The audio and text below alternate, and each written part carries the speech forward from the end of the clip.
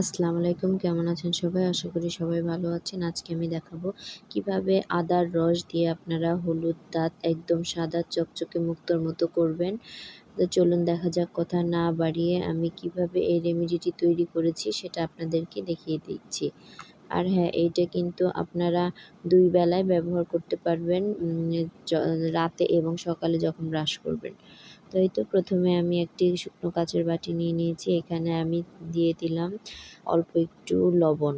তারপর হচ্ছে এখানে আমি দিয়ে দিব এই আদাটাকে ভালো করে ধুয়ে কেটে নিয়েছি। এখন আমি এটাকে গ্রেট করে জুসটা বের করে নিব, মানে আদার রসটা। আদার রস কিন্তু দাঁত পরিষ্কার এবং দাঁত ব্যথার ক্ষেত্রে এবং মুখে দুর্গন্ধ হলেও অনেক বেশি কার্যকরী একটি উপাদান। তো আপনারা ব্যবহার করে দেখবেন কতটা উপকার এই আদার রস।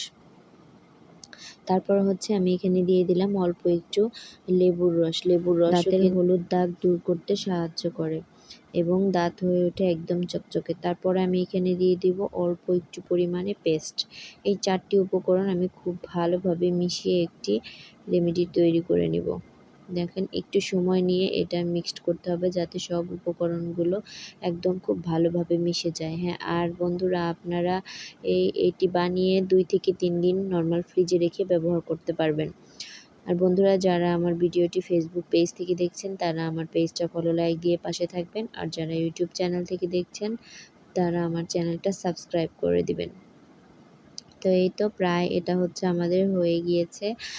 এখন এটা ব্যবহার উপযোগী। এখন হচ্ছে আপনারা এই রেমেডিটি একটা ব্রাশের সাহায্যে নিয়ে প্রতিদিন সকালে এবং রাতে যে ২ বার আপনারা ব্রাশ করেন, ঠিক ২ বার নিয়মিত এইভাবে যদি আপনারা ব্রাশ করেন তাহলে আপনাদের দাঁতের হলুদ দাগ দূর হয়ে যাবে এবং দাঁতে যে ময়লা আছে সেগুলোও দূর হয়ে যাবে। আর হচ্ছে দাঁতে পোকাও ধরবে না। নিয়মিত এভাবে আপনারা ট্রাই করেন, ইনশাআল্লাহ দাঁতের সকল সমস্যা দূর হবে, দাঁত ব্যথাও দূর হবে। আজকে এ পর্যন্তই। আল্লাহ হাফেজ।